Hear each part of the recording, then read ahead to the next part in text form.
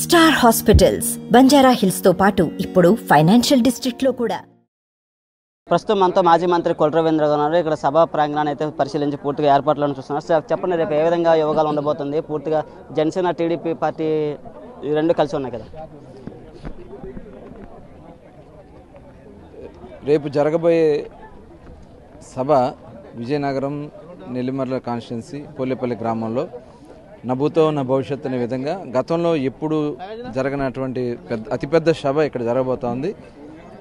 యువ నాయకుడు నారా లోకేష్ గారు ప్రారంభించినటువంటి యువగళం పాదయాత్ర దాదాపు 250 రోజులు దగ్గర ఆయన పాదయాత్ర చేస్తూ 2000 కిలోమీటర్ల పైనే ఆయన పూర్తి చేసుకుని 3000 కిలోమీటర్ల పైన పూర్తి చేసుకుని మరి నిన్న పైలాన్ కూడా ఓపెన్ చేసుకుని రేపు సభ జరగబోతోంది. ఈ సభ ద్వారా ఎందుకంటే చంద్రబాబు నాయుడు గారు అరెస్ట్ తర్వాత జరుగుతున్నటువంటి మొట్టమొదటి సభ, అదేవిధంగా పవన్ కళ్యాణ్ గారు కూడా దీంట్లో తెలుగుదేశం జనసేన కలిపి ఏర్పాటు చేస్తున్నటువంటి సభ.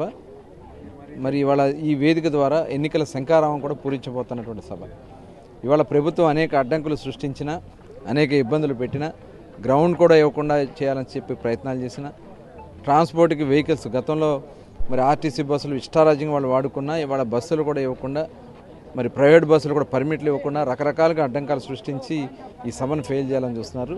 అది జగన్మోహన్ రెడ్డి తరం కాదు. ఎందుకంటే యువగడం పాదయాత్ర స్టార్టింగ్ దగ్గర నుంచి కూడా అనేక అడ్డంకాలు సృష్టించిన, రోజు రోజుకి ఏ రకంగా అయితే అంచెలంచెలుగా విశ్వాసాన్ని పొందుకుని అన్ని వర్గాల్లో చైతన్యం తీసుకొచ్చినటువంటి వ్యక్తి మరి నారా లోకేష్ గారు. ఖచ్చితంగా ఈ సభ ద్వారా కూడా రేపు ఈ రాష్ట్రానికి ఒక దిశ నిర్దేశించబోతా ఉన్నారు. రాష్ట్ర నలుమూలల నుంచి కూడా ఇవాళ లక్షలాది మంది, దాదాపు 5 నుంచి 6 లక్షల మందితో ఈ సభ నిర్వహించబోతా ఉన్నారు.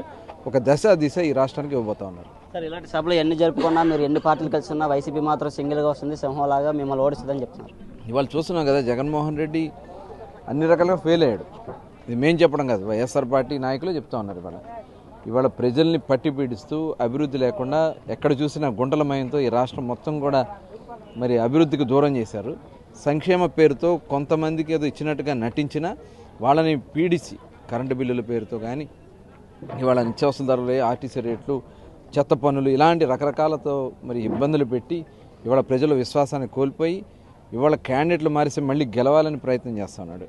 ఇవన్నీ చూస్తామంటే కింద పడి మీద పడి ఈ జగన్మోహన్ రెడ్డి ప్రయత్నమే ఇవాళ వైసీపీ ఎమ్మెల్యేలు అనేక మంది తెలుగుదేశం పార్టీలోకి వస్తూ ఉన్నారు. ఇవాళ దాదాపు ఒక 40 నుంచి 50 మంది మారడానికి కూడా సిద్ధంగా ఉన్నారనేది ఇవాళ స్పష్టంగా కనబడుతూ ఉంది. ఇవాళ ఈ కాపాడుకోవడంలోనే ఇవాళ జగన్మోహన్ రెడ్డి టైం అయిపోతుంది తప్ప తెలుగుదేశం పార్టీ జనసేన ఈ రాష్ట్రంలో ప్రభుత్వం ఏర్పాటు చేయబోవడం అనేది పక్క. దాన్ని ఆపడం ఈ జగన్మోహన్ రెడ్డి కాదు కదా, జగన్మోహన్ రెడ్డి తాత ముత్తాతల వల్ల కాదని చెప్పి స్పష్టంగా ఇవాళ ప్రజలు నిర్ణయించుకుని ఉన్నారు. రేపు సభకి ప్రధానంగా ఏం ప్రసంగించినా అందరి చూపు పూర్తిగా అయితే చంద్రబాబు, పవన్ కళ్యాణ్, లోకేష్ ముగ్గురు కలిసి ఉండడంతో పూర్తిగా ప్రజలందరూ ఇటువైపు ఆసక్తిగా ఎదురు చూస్తున్నారు. ఏమైనా ప్రసంగించున్నారా ఆసక్తికరమైన విషయాలు? మీరు రేపు మీరే చూడబోతా ఉన్నారు. ఎందుకంటే ఇది ఎన్నికల శంకరం. ఇంకా 2 నెలల్లో ఎన్నికలు ఉన్నాయి. ఎన్నికల ముందు ఈ రాష్ట్రానికి ఇవాళ ప్రజాస్వామ్య విలువలను కాపాడుకోవడానికి ఇవాళ అన్ని వర్గాల్ని, ఈ ప్రభుత్వంలో నష్టపోయినటువంటి అన్ని వర్గాలకి ఒక భరోసా ఇచ్చే విధంగా ఈ సభా వేదిక ద్వారా రేపు పవన్ కళ్యాణ్ గారు, చంద్రబాబు నాయుడు గారు ఒక సందేశాన్ని ఇవ్వబోతా ఉన్నారు. ఇది మాజీ మంత్రి కొల్లు రవీంద్ర గారు చెప్తున్న పరిస్థితుల్లో రేపు పూర్తిగా ఎన్నికల శంకరం పూరించనున్నారు. మరో 2 నెలల్లో జరిగే ఎన్నికల్లో పూర్తిగా టీడీపీ జనసేన ప్రభుత్వం రాబోతుందని, వైసీపీ పతనానికి అయితే మొదలైందని చెప్తున్న పరిస్థితి మనకు best. Video journalist Naidu Vizianagaram జిల్లా నుంచి. మరిన్ని వీడియోస్ కోసం ఛానల్ ని సబ్స్క్రైబ్ చేయండి. లేటెస్ట్ అప్డేట్స్ కోసం వాట్సాప్ ఛానల్ ని ఫాలో చేయండి.